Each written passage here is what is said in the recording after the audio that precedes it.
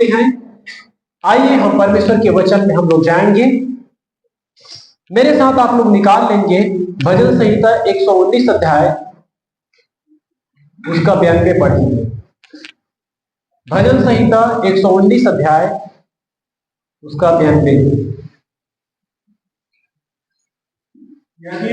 यदि मैं तेरी व्यवस्था से सुखी ना होता। क्या कहता है भजनकार का लिखने वाला? यदि मैं तेरी व्यवस्था से क्या ना होता, सुखी ना होता, तो मैं दुख के समय नष्ट हो जाता। मैं दुख के समय में क्या हो जाता? नष्ट हो जाता। परमेश्वर की व्यवस्था में कितने लोगों को सुखी और आनंद मिलता है? सबको मिलता है, आशीष मिलता है। वही बात को यहाँ पर भजनकार का लिखने वाला कहता है, यदि मैं तेरी व्यवस्था से सुखी ना होता, आनंदित नहीं होता, खुश नहीं होता। परमेश्वर की व्यवस्था से, परमेश्वर के वचन से हमें आनंद मिलता है। परमेश्वर के व्यवस्था में हमें बल मिलता है। परमेश्वर के व्यवस्था में हमें नया ताकत मिलता है। और यहाँ पे कहता है, यदि मैं तेरी व्यवस्था से सुखी ना होता तो मैं दुख के समय नाश हो जाता। दुख के समय में क्या हो जाता? नाश होता। परमेश्वर का व्यवस्था ही हमें नया बल देता है। परमेश्वर का व्यवस्था ही हमें नया शांति देता है। परमेश्वर का व्यवस्था ही हमें ढाढ़स भी देता है। हालेलुया। आज हम कुछ नए बातों को हम लोग सीखेंगे और कई लोगों के लिए पुराने भी हो सकते हैं, लेकिन आज सीखेंगे और मैं सिखाने जा रहा हूं और आप लोग भी सीखिए। बोलो यीशु मसीह की।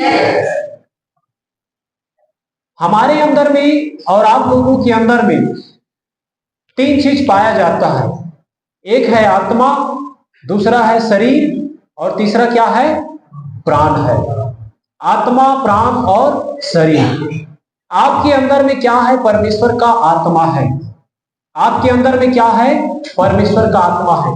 अब उत्पत्ति की किताब को जब हम पढ़ेंगे और यूहन्ना की किताब को जब हम पढ़ेंगे तो वहां पर हम देखते हैं, जब परमेश्वर ने जब आकाश और पृथ्वी और इस संसार में जो कुछ हम आंखों से देखते हैं उन सबको जब परमेश्वर ने जब बनाना जब प्रारंभ किया तो जैसा जैसा वो बोलते गया वैसा वैसा होते गया। जैसा जैसा बोलते गया वैसा वैसा होता गया।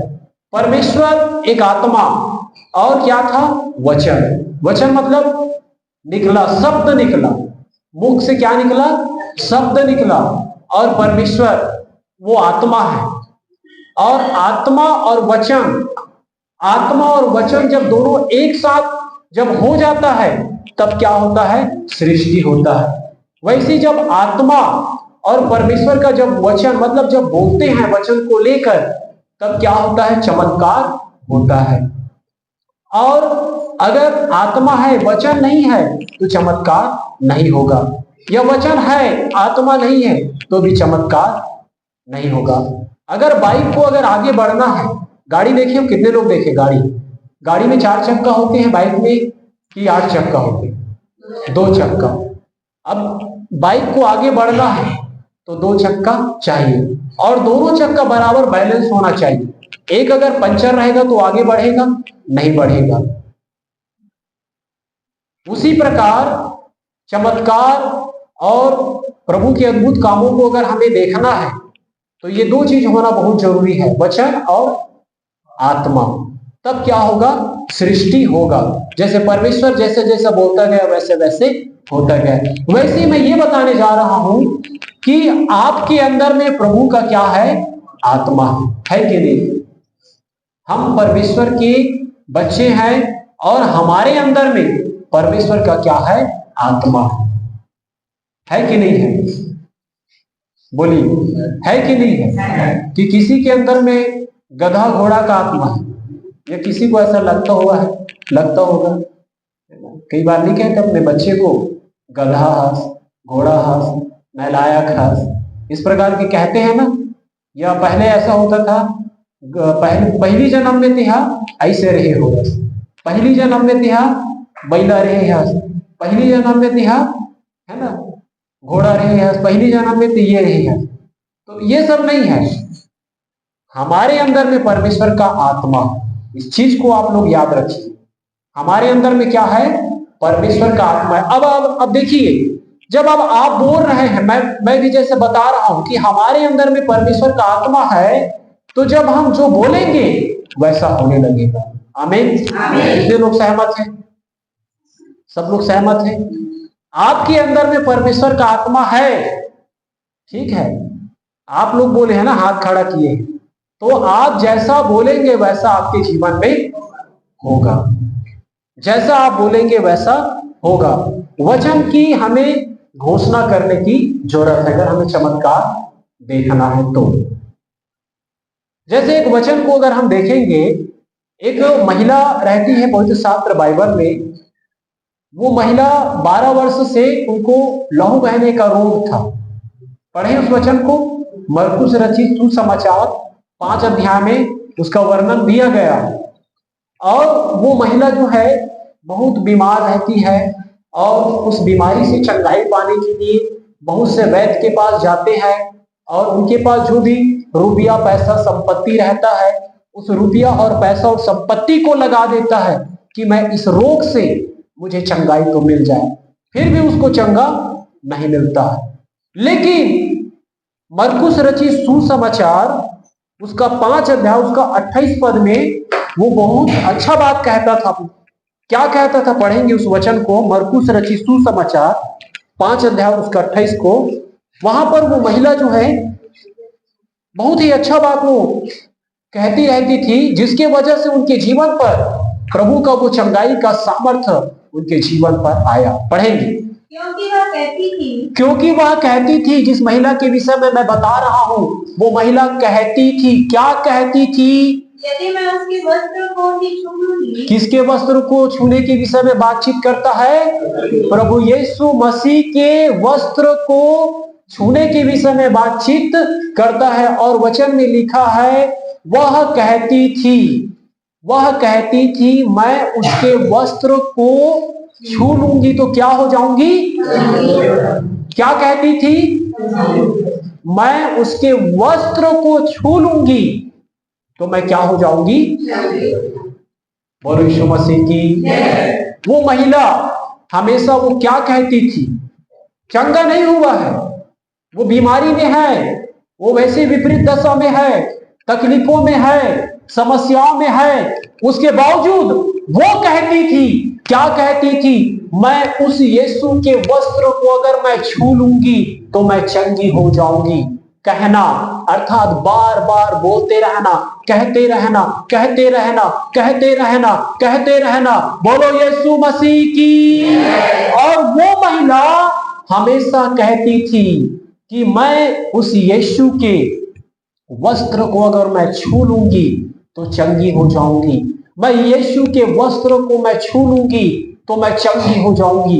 मैं यीशु के वस्त्र को मैं छू लूंगी तो चंगी हो जाऊंगी। आप भी कहेंगे। बोलो यीशु मसीह की। वो कहती थी और एक दिन वो समय आया, यीशु के वस्त्र को क्या किया? उसने छू लिया और क्या हो गया? पूरा चंगा हो गया, पूरा चंगा हो गया।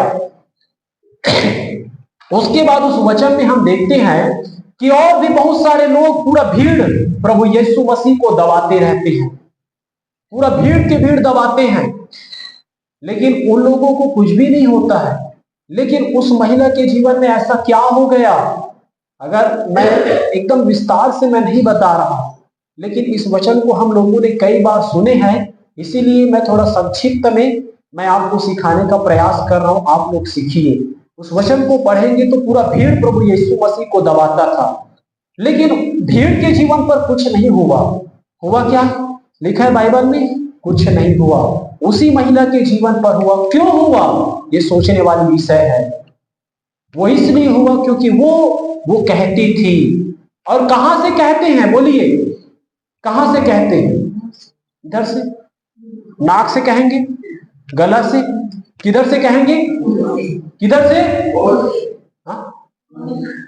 मुंह से। बोलो यीशु मसीह की। मुंह से। अभी हमारे बीच में प्रभु के एक अच्छा दास आए हुए थे, है ना, बहुत अच्छा।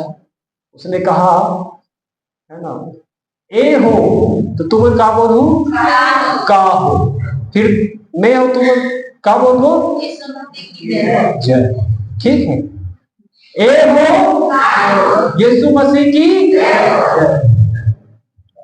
ठीक है, सो ऐसी मैंने बोला, तो मैं ये बोल रहा हूं कि वो महिला कहती थी, वैसे ही आज हमें भी कहने की जरूरत है, हमें बोलने की जरूरत है। जब हम बोलेंगे तो वो हमारे जीवन पर होगा, क्योंकि हमारे अंदर में किसकी आत्मा है? परमेश्वर का आत्मा है, लेकिन हम बोलना नहीं चाहते।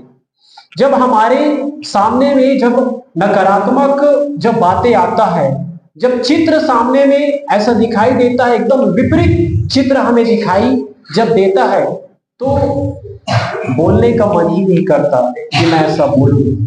लेकिन हमें बोलना है, बोलेंगे तभी सृष्टि होगा, और नहीं बोलेंगे तो सृष्टि नहीं होगा। बोलना पड़ेगा, तब परमेश्वर काम करेगा।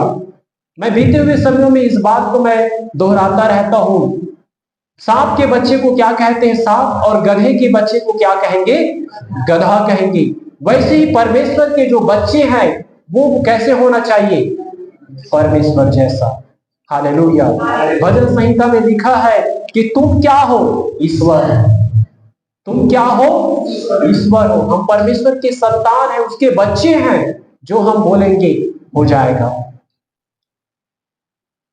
पतरस और यूहन्ना मंदिर जा रहे थे, भिखारी था वहीं पे, है ना, पैसा मांगा, कुछ होगा दे दो भैया, अल्लाह के नाम से कुछ तो होगा दे दो, है ना, अल्लाह के नाम से मिल जाएगा तो अच्छा। उसने कहा हमारे पास सोना और चांदी रुपया पैसा नहीं है, लेकिन जो हमारे पास हम तुझे देते हैं। और उसने क्या कहा? उस लंगड़े भिखारी व्यक्ति को चलने और फिरने के लिए कहा, और वो तुरंत चलने और फिरने लगा। वैसे ही प्रभु के प्यारे लोगों, आज हम देखते हैं प्रभु यीशु मसीह पर हम विश्वास करते हैं, दुआएं करते हैं, प्रार्थनाएं करते हैं, लेकिन कई बार जब हालात जब ऐसा सामने में जब आ जाता है तो हम घोषणा नहीं कर पाते, परंतु वो हालात के चलते हम एकदम मजबूर हो जाते हैं, और बस हम अपने माथे को पकड़कर हम बैठ जाते हैं, और बस हम कुछ बोलते नहीं हैं। लेकिन हमें अपने मुख को खोलने की जरूरत है। हालेलुया। किसको खोलने की जरूरत है? अपने मुख को खोलने की जरूरत है, हमें बोलने की जरूरत है। और जब हम बोलेंगे वैसे हमारे जीवन पर होने लगेगा। नीति वचन में कहता है वचन कि जीव के वश में जीवन और मृत्यु है, और जो उसे काम में लाना जानता है वो उसके फल को पाएगा। हमें बोलना है।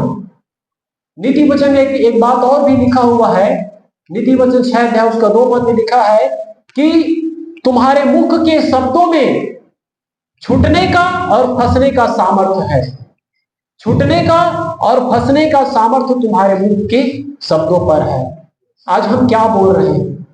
आज हमें अच्छी बातों को बोलने की जरूरत है।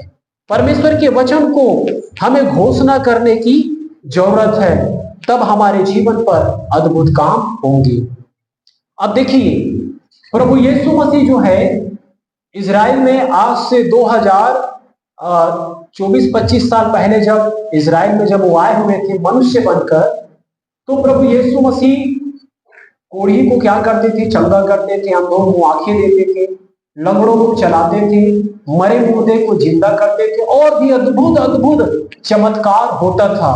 प्रभु यीशु मसीह उस समय मनुष्य धारण करके वो आए हुए थे, और लोगों को चंगाई वो देता था। लेकिन इन दिनों में प्रभु कैसे काम कर रहा है? कैसे काम कर रहा है? उन दिनों में प्रभु जो है जा जाकर लोगों को चंगाई और छुटकारा देता था, वचन बोलकर चंगाई देता था।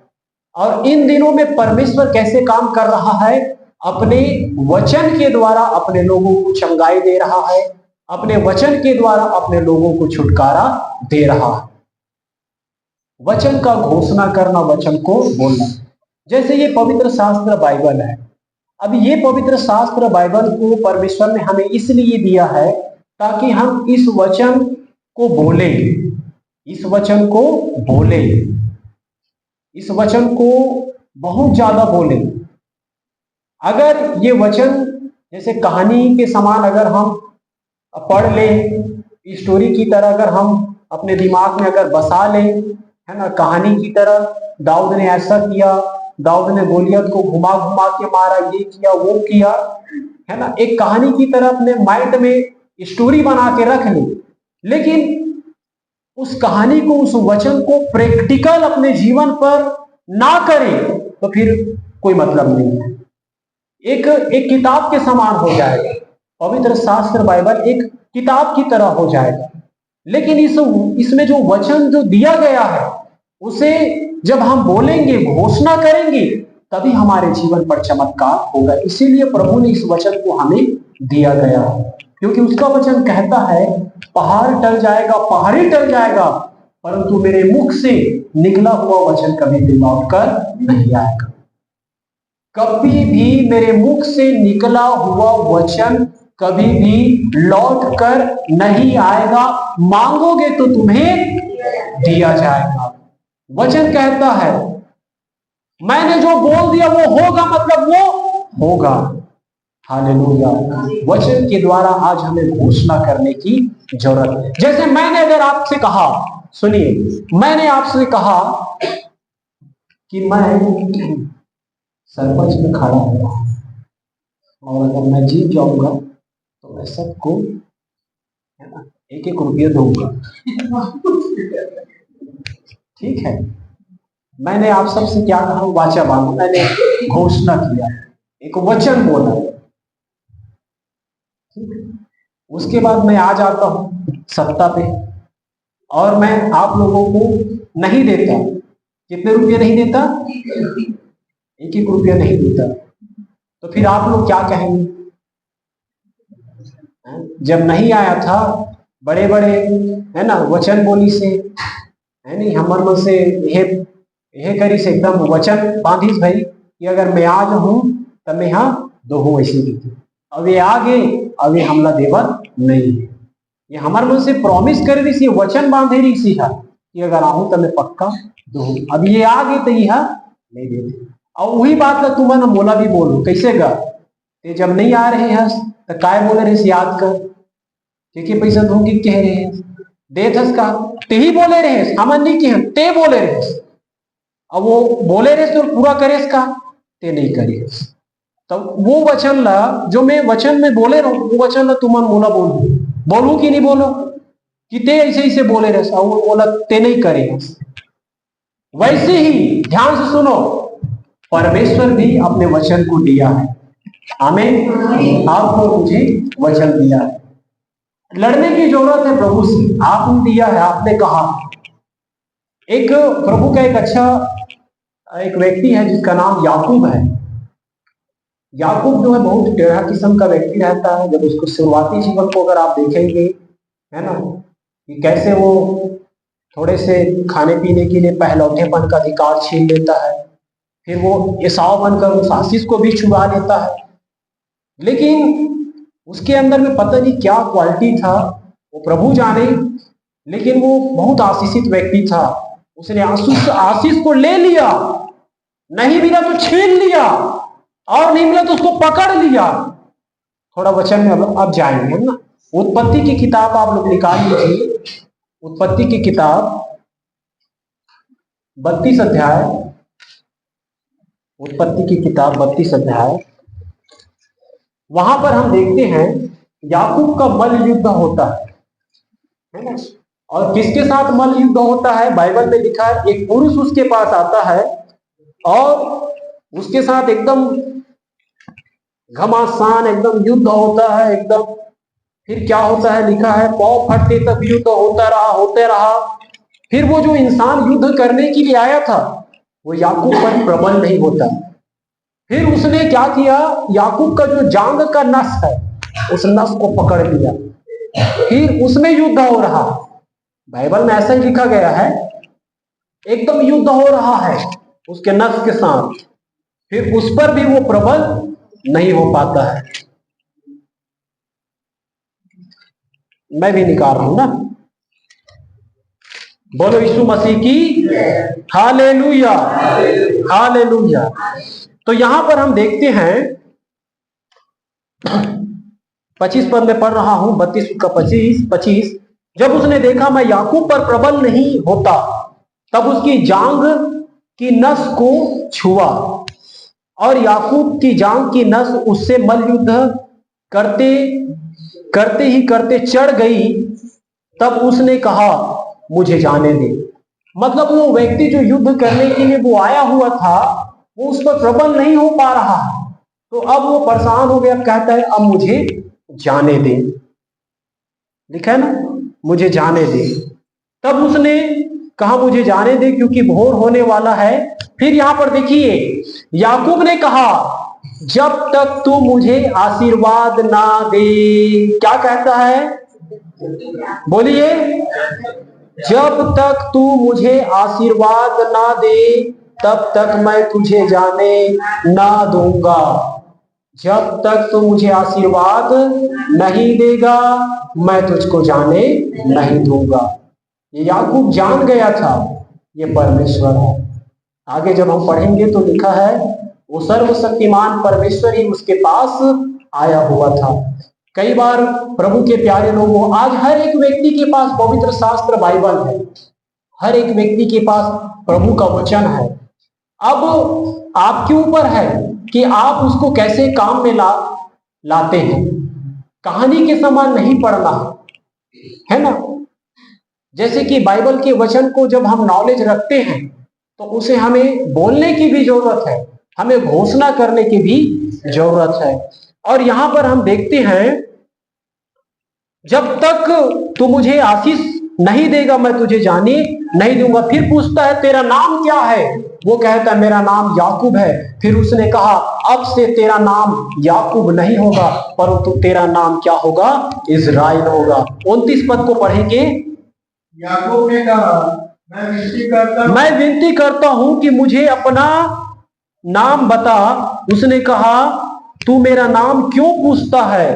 तब उसने उसको वहीं आशीर्वाद दिया। तब वहीं पर उनको क्या दिया, आशीर्वाद दिया। हालेलुया। याकूब के समान हमें परमेश्वर से लड़ने की जरूरत है। एक गवाही में बताने जा रहा हूं। एक जवान लड़का रहता है और वो जो जवान लड़का बहुत ज्यादा बीमार पड़ जाता है और आईसीयू में रहता है। तो फिर एक प्रभु के दास को बुलाया जाता है कि आप आइए और उनके लिए प्रार्थना करें ताकि वो चंगाई को पाए।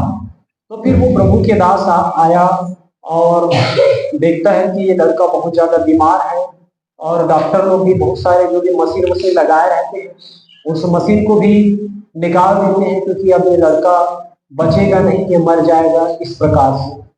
तो फिर वो पास्टर आया और फिर देखा तो फिर बोलता है कि इसका पत्नी कहाँ है ऐसा करके। तो फिर उसके पत्नी को बुलाया गया। फिर उसके पत्नी से पूछा तू यहाँ पर बैठ, है ना, और उससे कहा क्या तू ये चाहती है कि तेरा जो ये पति है ये मर जाए। तो उसने कहा मैं नहीं चाहता। उसने कहा क्या तू ये चाहती है कि तेरा पति जीवित रहे। उसने कहा हाँ मैं चाहती हूं कि मेरा पति जीवित रहे। उसने कहा परमेश्वर के वचन की घोषणा करना प्रारंभ करो, परमेश्वर के वचन को बोलना प्रारंभ करो। उसके बाद उसने एक वचन भी दिया और वो वचन भजन संहिता 118 उसका 17 में लिखा है। पढ़ेंगे उस वचन को, भजन संहिता 118 उसका 17।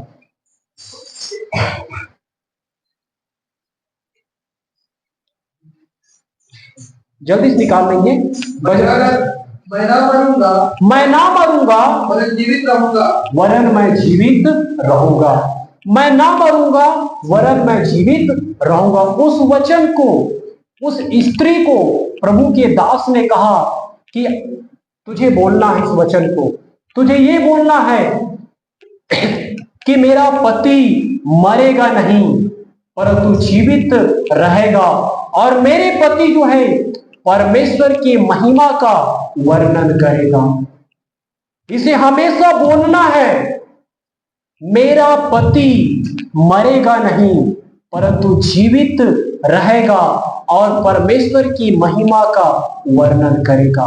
बोलते रहना है, बोलते रहना है, बोलते रहना है, बोलते रहना है। फिर जैसे प्रभु के दास ने उनको बताया और सिखाया, पहले दिन वो महिला बोलते गया, कुछ नहीं हुआ। फिर दूसरा दिन वो बोलते गया, कुछ नहीं हुआ। फिर तीसरे दिन वो बोलते गया। फिर जो उनको श्वास लेने में बहुत ज्यादा तकलीफ था, उसको थोड़ा सा राहत मिला। फिर वो बोलते गया। फिर पहला दिन, दूसरा दिन, तीसरा दिन, फिर 7वें दिन उसको उस हॉस्पिटल से छुट्टी दे दिया गया और वो लड़का पूरी रीति से चंगाई को पाया। बोलो यीशु मसीह की।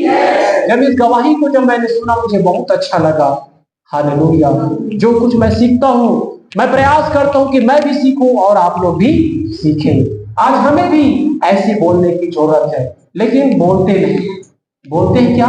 नहीं बोलते, परंतु ऐसी बातों को बोलते हैं, विपरीत बातों को बोलते हैं। नहीं होते, काम नहीं बनाते, तबियत और एकदम बढ़ गए हैं और चंगा नहीं होते, है ना, नहीं छूट सके, ये नहीं हो सके, वो नहीं हो सके, इस प्रकार से हम बोलते हैं। और कई बार समस्या, तकलीफ इतना जटिल होता है कि व्यक्ति ना चाहते हुए भी कई बार, क्योंकि जिस व्यक्ति के जीवन में वो समस्या आता है वही जानता है। लेकिन मैं परमेश्वर के वचन के द्वारा आप लोगों को हियाव देना चाहता हूँ, हिम्मत देना चाहता हूँ कि हमें नहीं बोलना है। हालेलुया। चाहे कुछ भी क्यों ना हो जाए, हमें नहीं बोलना है। परमेश्वर छुड़ाता है, परमेश्वर बचाता है। मैं अपने व्यक्तिगत जीवन के बारे में बता रहा हूँ। कई बार मैं वचन की घोषणा करता हूँ, है ना, और करते नहीं करता है, फिर भी मैं हताश और निराश नहीं होता। ठीक है प्रभु, अब कोई इच्छा कि देवे तब वो बने हैं, नहीं देवे तब वो बने हैं, तोर महिमा हो, है ना। जैसे भी रखना तेरा। थोड़ा सा गुस्सा हो जाता हूँ, लेकिन वो थोड़ा सा गुस्सा पल भर के लिए थे, हमेशा के लिए नहीं रहा। हालेलुया। क्योंकि परिस्थिति कई बार ऐसा हो जाता है। बोलो यीशु मसीह की। तो हमें उस महिला के समान हमें बोलने की जरूरत है, जो 12 वर्ष से लहू बहने का रोग था। और जिस महिला के विषय में जो मैंने आपको गवाही बताया, उस महिला के समान भी हमें बोलने की जरूरत है। क्योंकि यहां से जब हम बोलेंगे तो सामर्थ्य निकलेगा। आमीन। हमारे अंदर में परमेश्वर का आत्मा है और हम परमेश्वर के वचन को लेकर हम क्या कर रहे हैं? बोल रहे हैं। बोलो यीशु मसीह की। हमें बोलने की जरूरत है, क्योंकि जब हम बोलेंगे तो परमेश्वर अद्भुत रीति से आपके और मेरे जीवन पर काम करेगा। परमेश्वर जो है एक चिन्ह देता है। जब चमत्कार जब करना रहता है, प्रभु एक चिन्ह देता है। जैसे मूसा को क्या दिया था मालूम? लाठी दिया था। कहा था लाठी को मारेगा, है ना, तब काम होगा, मेरी महिमा होगा, है ना। इस स्टोरी को अगर आप देखेंगे तो कई बार वो लाठी सांप बन जाता है, फिर पकड़ लेता है, फिर लाठी बन जाता है। इस प्रकार से कुछ चिन्ह दिया था। अब देखिए, परमेश्वर ने उनको कहा था कि इस लाठी से तुझको मारना है, और जब तू मारेगा तो फिर मेरी महिमा होगा। और वहां पर अगर नहीं मारता मूसा, तो क्या प्रभु का महिमा होता महिमा नहीं होता। वैसे ही परमेश्वर ने आपको और मुझे वचन दिया है। वचन बोलने की जरूरत है, घोषणा करने की जरूरत है। जब हम बोलेंगे तब हमारे जीवन पर अद्भुत काम होंगे। अगर आप इस वचन को अगर आप बोलेंगे और आपके जीवन पर काम होगा, तो पूरी रीति से काम होगा। कई बार प्रभु के दास के पास जाते हैं, प्रार्थना करवाते हैं, और प्रभु के दास लोग भी प्रार्थना करते हैं, ठीक है। फिर उस व्यक्ति को दुष्ट आत्मा से छुटकारा मिल जाता है, चंगाई मिल जाता है, आशीष भी मिल जाता है। मिलने का कारण यह है अभिषेक। जो अभिषेक होता है वो अभिषेक बहता है। हालेलुया। बोलो यीशु मसीह की। अभिषेक क्या होता है? बहता है। आप प्रभु की उपस्थिति में आएंगे। परमेश्वर तेज है। परमेश्वर क्या है? तेज है। परमेश्वर प्रकाश है। परमेश्वर का जो किरण, परमेश्वर का रोशनी, आप परमेश्वर के पास आएंगे तो क्या उसका प्रकाश नहीं पड़ेगा? नहीं पड़ेगा प्रकाश? पड़ेगा, उसका प्रकाश पड़ेगा। वैसे ही जब आप प्रभु के अभिषिक्त लोगों के पास आते हैं, भवन में आते हैं, इतने सारे हमारे अभिषिक्त लोग हैं, चुने हुए लोग हैं। जब हम आराधना करते हैं, प्रार्थना करते हैं, तो ये अभिषेक बहता है और उस अभिषेक में चंगाई मिल जाता है, छुटकारा मिल जाता है। और ये चंगाई और छुटकारा कब तक रहेगा? जब तक आप उस आत्मिक माहौल में रहेंगे, तब तक वो छुटकारा और चंगाई आपके जीवन पर बना रहेगा। लेकिन फिर वही सांसारिक माहौल में जाएंगे, उस समय वो आत्मिकता तो खत्म हो जाएगा और आपके अंदर में वो घोषणा करने की ताकत नहीं है। हालेलुया। लेकिन अगर आप और मैं इस 12 साल से जो महिला जो कहती थी मैं उसके वस्त्र को छू लूंगी तो मैं चंगी हो जाऊंगी, मैं उसके वस्त्र को मैं छू लूंगी तो मैं चंगी हो जाऊंगी, ऐसे ही अगर आप और मैं घोषणा करेंगे तो प्रभु आपके और मेरे जीवन पर अद्भुत कामों को करेगा। आमीन। बोलो यीशु मसीह की हालेलुया। हमें बोलने की जरूरत है। अगर हमें चंगाई पाना है तो हमें यशायाह की किताब 53 अध्याय उसका 5 हमें बोलने की जरूरत है। क्या लिखा है वहां पर? यशायाह की किताब 53 अध्याय उसका 5, जल्दी से पढ़ेंगे। परंतु वह हमारी अपराधों के कारण घायल किया गया। वचन कहता है, परमेश्वर का वचन कहता है, परंतु फिर से, परंतु वह हमारे ही अपराधों के कारण घायल किया गया, वह हमारे अधर्म के कामों के कारण कुचला गया, हमारी शांति के लिए उस पर ताड़ना पड़ी, हमारी शांति के लिए उस पर ताड़ना पड़ी। आगे, उसके कोड़े खाने से हम लोग चंगे हो जाए, उसके कोड़े खाने से हम लोग क्या हो जाए? उस शब्द को पकड़िए, उसके कोड़े खाने से हम लोग चंगे हो जाएं, बोलने के द्वारा हो जाए। हालेलुया। फिर से रिपीट करेंगे उस वचन को। परंतु वह हमारी अपराधों के कारण घायल, लास्ट वचन, लास्ट लाइन, हमारी शांति के लिए उस पर ताड़ना पड़ी कि उसके कोड़े खाने से हम लोग चंगे हो जाए, उसके कोड़े खाने से हम लोग चंगे हो जाएं। आपके ऊपर है। हालेलुया। हमें बोलने की जरूरत है, हमें घोषणा करने की जरूरत है, तब हमारे जीवन पर अद्भुत काम होगा। आमीन। बोलो यीशु मसीह की। अब जैसे भजन संहिता 26 अध्याय उसका 3, वहां पे लिखा है, निश्चय ही भलाई और करुणा जीवन भर मेरे साथ साथ बनी रहेगी।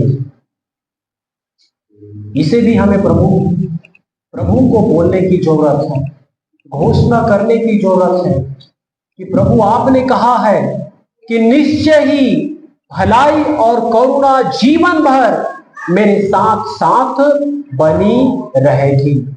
हालेलुया। किसने कहा है? बुला दो, भूख लगा थी बंद कर दो।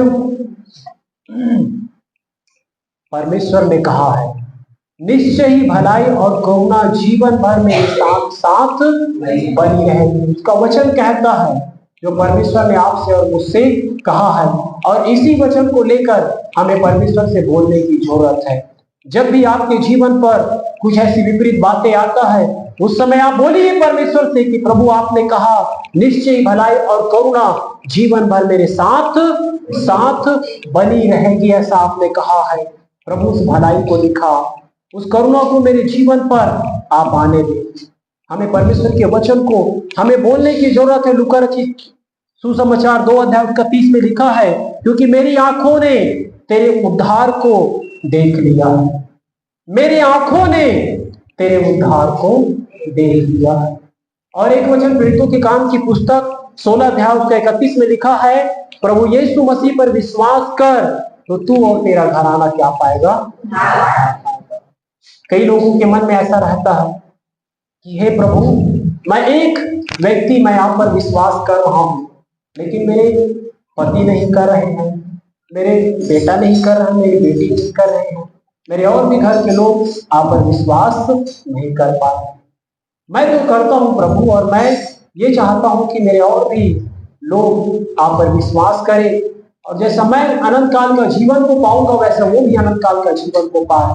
ऐसा अगर आप चाहते हैं और आप मेहनत भी कर रहे हैं, लेकिन प्रभु का वचन एक बात कहता है, प्रभु यीशु मसीह पर विश्वास कर कर तो तू और तेरा घराना क्या पाएगा। एक व्यक्ति को हमें प्रभु के मार्ग पर चलने की जरूरत है। कई बार लोग परेशान हो जाते हैं, दुखी हो जाते हैं, मैं तो चल रहा हूं लेकिन घर के मन नहीं चलत, एकदम टेंशन, मैं तो चल रहा हूं लेकिन मोर घर के मन नहीं चलत, मैं तो चलत हूं लेकिन मोर घर के मन टेंशन। टेंशन नहीं लेना है। वचन कहता है एक व्यक्ति मेरे पीछे हो लेगा, एक व्यक्ति मेरे पीछे हो लेगा, फिर मैं क्या करूंगा, उनके घराने में मैं काम करूंगा, मैं उद्धार को लेकर आऊंगा। हमें प्रभु के मार्गों पर चलने की जरूरत है। हालेलुया। और इस वचन को भी बोलने की जरूरत है कि प्रभु आप ही ने कहा है, मैं चल रहा हूं, मैं आपका बेटा हूं, मैं आपका बेटी हूं, मैं चल रहा हूं, आप काम कीजिए, मेरे मित्रों के जीवन पर काम कीजिए, मेरे परिवार के जीवन पर काम कीजिए, मेरे अपने प्रिय लोगों के जीवन पर काम कीजिए। आपने कहा है प्रभु, आपका वचन है, ऐसा बोलने की हमें जरूरत है, हमें घोषणा करने की जरूरत है। कई लोग ऐसा सोचते हैं कि मेरा कोई नहीं है, कई लोग सोचते हैं ना मेरा कोई नहीं है, मेरा पति प्यार नहीं करता, पत्नी भी प्यार नहीं करता, बच्चे भी प्यार नहीं करते, है ना, मैं एक अकेला हूं। कई लोग होते इस दुनिया में, हो सकता है आप लोग नहीं होंगे, लेकिन इस दुनिया में कई लोग होते हैं मेरा कोई नहीं है। उसके लिए परमेश्वर का वचन जो कहता है मैं तुझे कभी ना छोड़ूंगा और ना कभी मैं तुझे त्यागूंगा, इब्रानियों की किताब 13 अध्याय उसका 5 में लिखा है। हालेलुया। तो ऐसे बहुत सारे वचन है, उस वचन को हमें पढ़ना है, कंठस्थ करना है, याद करना है और उस वचन को घोषणा करने की जरूरत है। हमें और यीशु मसीह की। अगर कोई 50 दिन से नहाया ना हो और उसके शरीर से दुर्गंध आता हो और ऐसा व्यक्ति अगर आपके घर में आ गया तो आप कैसे करेंगे? गेट आउट, है ना, भगो यहां से, नहाया नहीं है, बरसात है और तो आ गया। बोलोगे कि नहीं बोलोगे कि उससे प्यार करोगे? क्या करेंगे आप? भगा देंगे लोग इसको, है ना। दुर्गंध पहले नहा के आओ, पहले साफ करके आओ, ब्रश करके आओ, है ना, उसके बाद हम आपके साथ जो भी करेंगे, मतलब आपके अंदर में वो रहेगा, एकदम घिर रहेगा। अब 50 दिन से नहाएंगे तब बरसात है, भगा फट। तो ऐसी घोषणा करने की जरूरत है। हमें बोलो यीशु मसीह की। क्या करने की जरूरत है? घोषणा करने की जरूरत, बोलने की जरूरत है। प्रभु आप हमारे चरवाहा है, आप ही ने कहा है हरी हरी में चराऊंगा। चराना प्रभु, कैसे नहीं चराता है ना। इस प्रकार से प्रभु से याकूब ने मल युद्ध किया, उसने विजय को प्राप्त किया। हालेलुया। उसने आशीष को छीन लिया, चुरा लिया, धर लिया, पकड़ लिया। वैसे ही आज हमें भी पकड़ने की जरूरत है प्रभु के वचन के द्वारा। आमीन। बोलो यीशु मसीह की। एक लास्ट गवाही और मैं बताना चाहूंगा। एक महिला रहता है, उस महिला के मुंह में कैंसर हो जाता है और पास्टर पॉल लुंगीचोर के पास आता है ना, जानते हैं ना आप लोग। और उसके पास प्रार्थना निवेदन कि पास्टर साहब आप मेरे लिए प्रार्थना करें, मेरे मुंह पर पूरा कैंसर हो गया है। और उसका जो मुंह पे जो कैंसर है पूरा दिखाई देता था। और पास्टर जो है प्रार्थना किया कि चंगाई पाए। वैसे वो महिला हमेशा जाया करता था कि पास्टर आप मेरे लिए प्रार्थना करें, फिर भी वो चंगाई नहीं पाता था। फिर प्रार्थना करता था, चंगाई नहीं पाता, प्रार्थना करता, चंगाई नहीं पाता। पास्टर भी परेशान हो गया, ये महिला बार बार आती है ना, मैं कुछ करना चाहता हूँ, मैं कुछ कर भी नहीं पा रही हूँ और ये महिला मुझे एकदम परेशान कर दिया है और ये महिला भी चंगाई नहीं पा रहा है, मैं क्या करूं? तो उसने कहा यशायाह की किताब 53 अध्याय उसका 5 अभी जो हमने पढ़ा है ना, उसको अपने डायरी में 10,000 बार लिखकर मेरे पास लेके आना। उस डायरी को उस महिला को कहा 10,000 बार डायरी में लिखना और लिखकर मेरे पास लेके आना।